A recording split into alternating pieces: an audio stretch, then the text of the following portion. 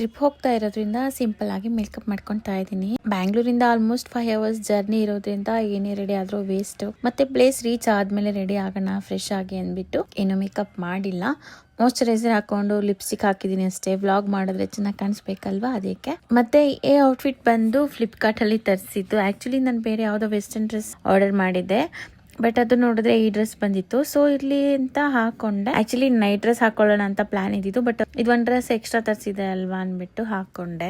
ಇನ್ನು ನಾವು trip ಹೋಗ್ತಿರೋ reason ಬಂದ್ಬಿಟ್ಟು ನನ್ನ ಮಗಳದು ಬರ್ಡೇ ಆಯ್ತು ರೀಸೆಂಟ್ ಆಗಿ. January 1st ನ್ಯೂ ಇಯರ್ ಗೆ ಅವಳು ಹುಟ್ಟಿರೋದು. ನಾವು 3-4ಕ್ಕೆ ಟ್ರಿಪ್ ಪ್ಲಾನ್ ಮಾಡಿದ್ದು. 2ನೇ ತಾರೀಕು ನೈಟ್ ನಾವು ಹೊರಡ್ತಾ ಇರೋದು. ನಮ್ ಟಿಟಿಲೇ ಹೋಗ್ತಿದೀವಿ. ಹೋಗೋ ದಿನನೇ ನಮ್ಮ ಯಜಮಾನ ನನಗೊಂದು ಸರ್ಪ್ರೈಸ್ ಕೊಟ್ರು. ಏನಂದ್ರೆ ನಮ್ ಟಿಟಿ ಮೇಲೆ ಹಿಂದ್ಗಡೆ ನಂದು ಇನ್ಸ್ಟಾಗ್ರಾಮ್ ವ್ಲಾಗ್ದು ID ಹಾಕ್ಸಿದ್ದಾರೆ. ಸೊ ನನಗೆ ಸಖತ್ ಖುಷಿ ಆಯ್ತದ ನೋಡಿ. ಇನ್ನು ನಮ್ಮ ಮನೆಯಿಂದ ಹೊರಟ್ವಿ. ನಾನು ನಮ್ಮ ಮಕ್ಕಳು ಮತ್ತೆ ನಮ್ಮ ಅಕ್ಕನ ಮಗನ ಕರ್ಕೊಂಡಿದ್ವಿ. ಎಲ್ರು ನನ್ನ ಫ್ರೆಂಡ್ ಮನೆ ಹತ್ರ ಹೋದ್ವಿ. ಅವ್ರದೇ ಇವೆಂಟ್ ಶಾಪ್ ಇರೋದ್ರಿಂದ ಅವಳ ಬರ್ಡೇಗೆ ಏನೇನ್ ಬೇಕು ಎಲ್ಲ ಅಲ್ಲೇನೆ ತಗೊಂಡ್ ಹೋದ್ವಿ. ಅಂದ್ರೆ ಕೆಲವೊಂದು ಹೆವಿ ಐಟಮ್ಸ್ ಎಲ್ಲಾನು ಗಾಡಿಗೆ ಅಲ್ಲೇ ಹಾಕೊಂಡ್ವಿ. ಅಲ್ಲಿಂದ ಅವಳನ್ನ ಪಿಕ್ ಮಾಡ್ಕೊಂಡು ನೆಲಮಂಗಲ ಹತ್ರ ನಾನು ಇನ್ನೊಂದ್ ಫ್ರೆಂಡ್ ವೇಟ್ ಮಾಡ್ತಾ ಇದ್ಲು. ಸೊ ಅವ್ರನ್ನ ಪಿಕ್ ಮಾಡೋದಕ್ಕೆ ಬಂದ್ವಿ. ಆಕ್ಚುಲಿ ಇವಳ ಹಸ್ಬೆಂಡ್ ಕೂಡ ಬರ್ಬೇಕಾಗಿತ್ತು, ಬಟ್ ಅವರು ಲಾಸ್ಟ್ ಅಲ್ಲಿ ಏನೋ ಕೆಲಸ ಅರ್ಜೆಂಟ್ ಇದ್ದಿದ್ರಿಂದ ಬರೋದಿಕ್ ಆಗ್ಲಿಲ್ಲ. ಆಲ್ರೆಡಿ ಪ್ಲಾನ್ ಆಗಿದ್ರಿಂದ ಹೊರಡ್ಬೇಕಾಯ್ತು. ಮತ್ತೆ ಇನ್ನ ಊಟ ಏನು ಮಾಡಿರ್ಲಿಲ್ಲ ಅನ್ಬಿಟ್ಟು ಅಲ್ಲೇ ನೆಲಮಂಗಲ ಹತ್ರ ಒಂದು ಕಡೆ ಊಟಕ್ಕೆ ಹಾಕಿ ಲೈಟ್ ಆಗಿ ಊಟ ಮಾಡ್ಕೊಂಡು ಹೊರಟ್ವಿ. ಯಾವ ಪ್ಲೇಸ್ಗೆ ಹೋಗ್ತಾ ಇದೀವಿ ಏನು ಅಂತ ನೆಕ್ಸ್ಟ್ ಬ್ಲಾಗ್ ಅಲ್ಲಿ ಹಾಕ್ತೀನಿ.